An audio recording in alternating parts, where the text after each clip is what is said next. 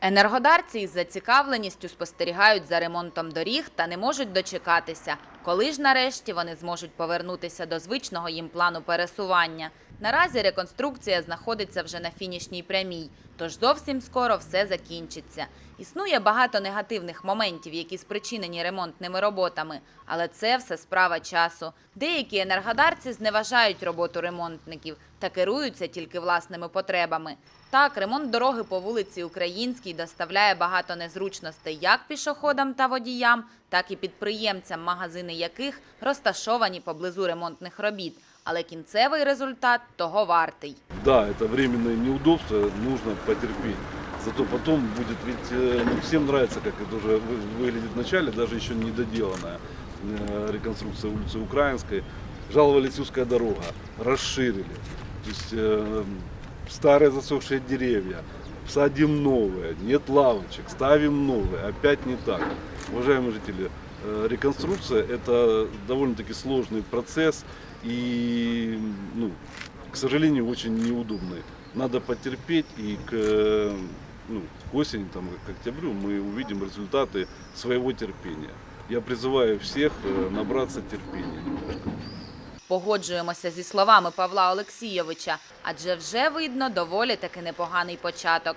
Заступник начальника управління комунальної власності розповів нам подальші плани роботи. По Украинской у нас предусмотрено озеленение, высадка деревьев, которые были убраны, и трава, посев травы. Уже сделана подготовка под систему полива. То есть здесь будет сплинкерный полив новый, так как это должно быть. Не так, как у нас по городу стоят, то работает, то не работает. Здесь будет газонная трава посеяна. Сейчас вот заканчиваем. Деревья в проекте были забиты маленькие. В Энергодаре очень сложно вырастать маленьким деревьям. Это уже мы посмотрели по тому, как садятся, и большинство из них засыхает. Поэтому было принято решение, что Зеленбуд будет самостоятельно подготавливать те деревья, которые необходимы, и сам будет высаживать деревья. Треба трішки потерпіти та не заважати роботі ремонтників. Зрозумійте, ми самі руйнуємо те, що ще не готове до використання. Реконструкція продовжується і в планах у робітників ще багато цікавого та потрібного. По той стороне, возле магазинов, сейчас начали дальше прокладывать, идет водопроводная труба. Она идет на глубине от 4 до 6 метров проложена. Труба большого диаметра. Это та труба, которая магистральная, которая обеспечивает 2 и 3 микрорайон питьевой водой.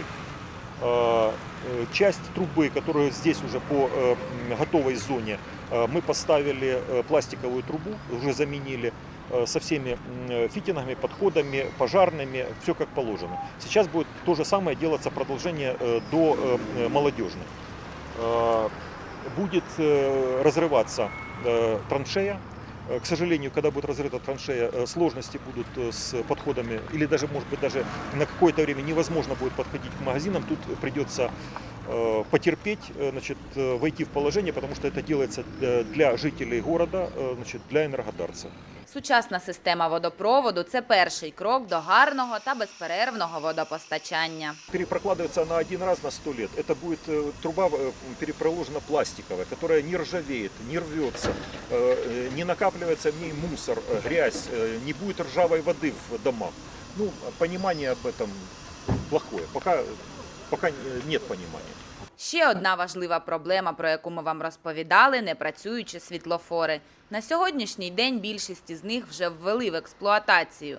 Ми попросили пана Ігоря прокоментувати цю ситуацію. Работает пешеходный переход на Курчатова, светофор работает. Работает светофор на Курчатова Молодежная. Включен светофор на Молодежной строителей возле станции. Ведется работа по восстановлению светофора на строителей энергетиков. Там снимали на обслуживание светофорный узел.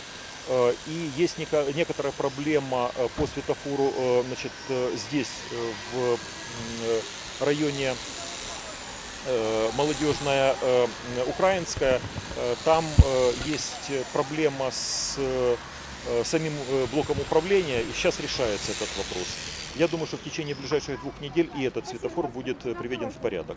Ремонтники обіцяють, що у вересні-жовтні вже буде повністю відремонтована та оснащена вулиця Українська. Енергодарці зможуть посидіти на зручних лавках, проїхатися по комфортній дорозі та помилуватися зеленими насадженнями. Будемо чекати та терпіти. Варвара Соболєва, Дар'я Климак, Денис Скачок, Медіа-центр «Енергодар».